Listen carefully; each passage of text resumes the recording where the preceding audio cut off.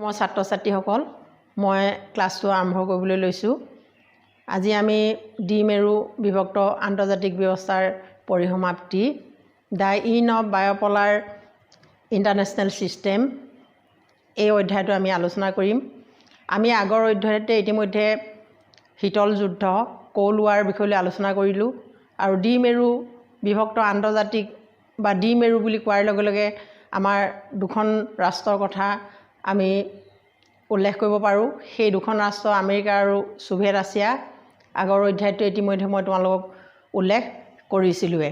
এতিয়া দ্বিমেৰু বিভক্ত আন্তৰ্জাতিক ব্যৱস্থাৰ পৰিসমাপ্তি বুলি কোৱাৰ লগে লগে যিহেতুকে আমি জানো যে আমেৰিকা আৰু এই Soviet Russia second world war পিছত দুইখন ৰাষ্ট্ৰই শক্তিশালী হৈ পৰিছিল।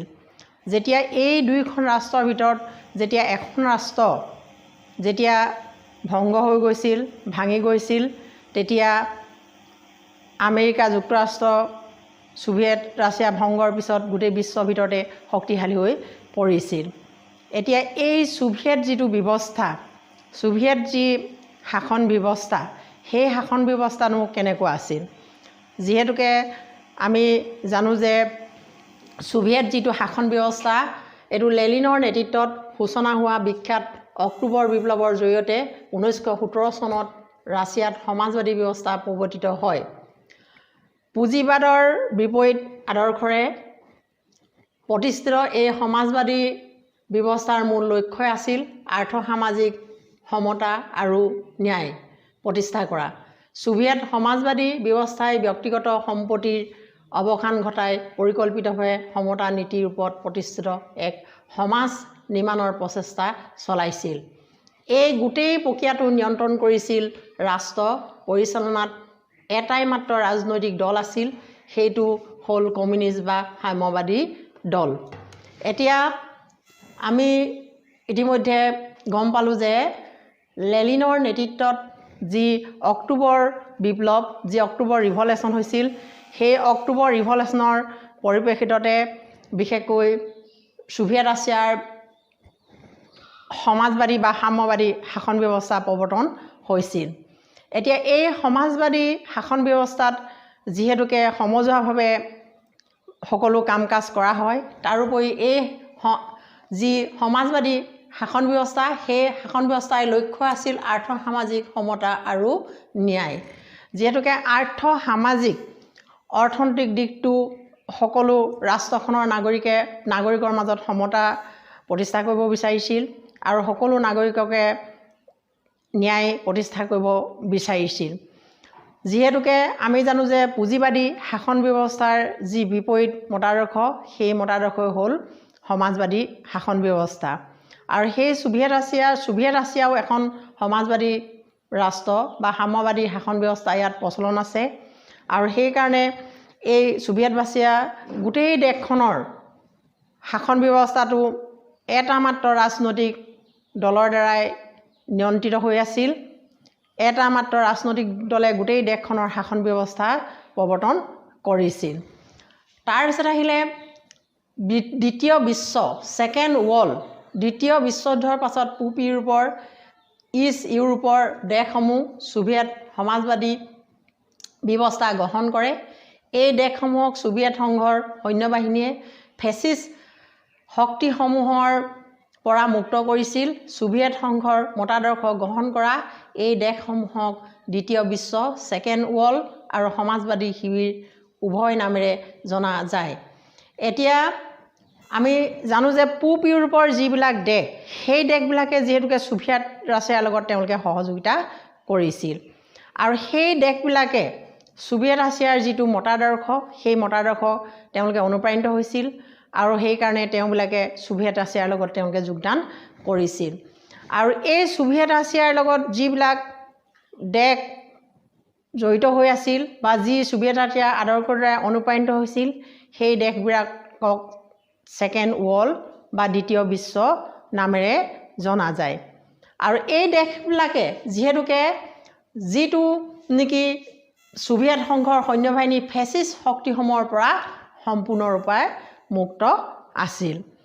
এতিয়া ছাত্ৰ ছাত্ৰীসকল, তোমালোকৰ এই প্ৰশ্নটো প্ৰায় এক্সামত আহি থাকে দ্বিতীয় বিশ্ব মানে কি? What is second world? এতিয়া দ্বিতীয় বিশ্ব বুলি ক'লে আমি ছোভিয়েট ৰাছিয়াৰ মতাদৰ্শৰ দ্বাৰা অনুপ্ৰাণিত দেশসমূহকে আমি দ্বিতীয় বিশ্ব বা ছেকেণ্ড ৱৰ্ল্ড বুলি ক'ব পাৰোঁ। তাৰপিছত আহিলে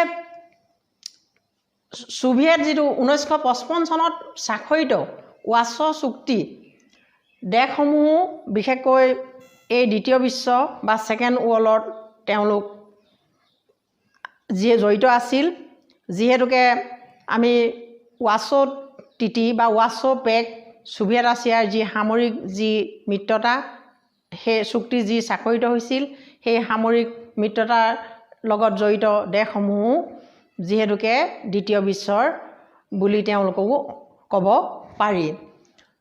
ছোভিয়েট সমাজবাদী ব্যৱস্থা বিশেষকৈ ষ্টেলিনৰ শাসনকালত গণতান্ত্ৰিক প্ৰমূল্য অথবা ব্যক্তিৰ মত প্ৰকাশৰ স্বাধীনতা মুঠেই সন্মান জনোৱা হোৱা নাছিল। এই ক্ষমতা কেন্দ্ৰীভূত হৈছিল সাম্যবাদী দলৰ এচাম মুষ্টিমেয় দলীয় নেতাৰ হাতত কুক্ষিগত হৈছিল। এনে পৰিস্থিতি ৰাষ্ট্ৰ ব্যৱস্থাক জনসাধাৰণে দায়বদ্ধ কৰি তোলাৰ কোনো সুযোগ সুবিধা নোহোৱা হৈ পৰিছিল। এতিয়া ষ্টেলিনৰ শাসনকালত যিহেতুকে জনসাধাৰণৰ মুঠেই বাক স্বাধীনতা নাছিল আৰু জনসাধাৰণৰ নাগৰিকৰ কোনো ধৰণৰ তেওঁলোকক সন্মান জনোৱা নাছিল বা নাগৰিকক মুক্তভাৱে তেওঁলোকৰ মনৰ ভাৱ প্ৰকাশ কৰিবলৈ তেওঁলোকে দিয়া নাছিল। অৰ্থাৎ কেইজনমান দলীয় নেতাৰ সহযোগত গোটেই দেশখনৰ শাসন ব্যৱস্থাটো প্ৰচলিত হৈ আছিল আৰু সেইকাৰণে জনসাধাৰণে তেওঁলোকে সেই ষ্টেলিনৰ যি শাসন ব্যৱস্থা তাৰ বিৰুদ্ধে তেওঁলোকে মাত মাতিবলৈ কোনো ধৰণৰ সুযোগ সুবিধা পোৱা নাছিল। যিহেতুকে ষ্টেলিনৰ শাসনকালত নাগৰিকৰ বাক স্বাধীনতাক সন্মানো জনোৱা নাছিল বা তেওঁলোকক কোনো ধৰণৰ জনসাধাৰণক তেওঁলোকৰ বিৰুদ্ধে মাত মাতিবলৈ তেওঁলোকে সুবিধাই দিয়া নহৈছিল বা নাছিল। আৰু সেইকাৰণে বিশেষকৈ জনসাধাৰণে যি সাম্যবাদী যি শাসন ব্যৱস্থা, সেই সাম্যবাদী শাসন ব্যৱস্থাৰ ভিতৰি তেওঁলোকে বিশেষকৈ অন্তৰ্কণ্ডলত ভুগিছিল। তাৰপিছত ছোভিয়েট ৰাছিয়া লাহে লাহে ভাঙোনৰ ফালে গতি কৰিছিল। যিহেতুকে সেই যি শাসকসকল ছোভিয়েট ৰাছিয়াৰ সাম্যবাদী শাসন ব্যৱস্থাৰ যি নেতাসকল আছিল, সেই নেতাসকলৰ যি স্বৈৰতন্ত্ৰী শাসন ব্যৱস্থা আছিল, তাৰ কাৰণে লাহে লাহে ছোভিয়েট গোটেই শাসন ব্যৱস্থাটো ভাঙোনৰ ফালে গঠিত হৈছিল 15খন ভিন্ন গণৰাজ্যক লৈ। কিন্তু এই গণৰাজ্যসমূহ জনসাধাৰণৰ আশা প্ৰত্যাশা সাম্যবাদী দলে সন্মান জনোৱা নাছিল। এই গণৰাজ্যসমূহ সাংস্কৃতিক কাৰ্যকলাপ ক্ষেত্ৰতো সাম্যবাদী দলে পুনৰ নিয়ন্ত্ৰণ চলাইছিল। এতিয়া ছোভিয়েট ৰাছিয়া 15খন ভিন্ন গণৰাজ্যৰ সৃষ্টি হৈছিল আৰু এই গণৰাজ্যসমূহৰ তেওঁলোকৰ সকলো ক্ষেত্ৰতে বিশেষকৈ জনসাধাৰণৰ যি আশা প্ৰত্যাশা সকলো সাম্যবাদী দলটোৱে তেওঁলোকক নিয়ন্ত্ৰণ কৰিছিল আৰু তেওঁলোকৰ সাংস্কৃতিক যিবিলাক কাৰ্যকলাপ আছে সেইবিলাকো এই সাম্যবাদী দলটোৱে নিয়ন্ত্ৰণ কৰিছিল।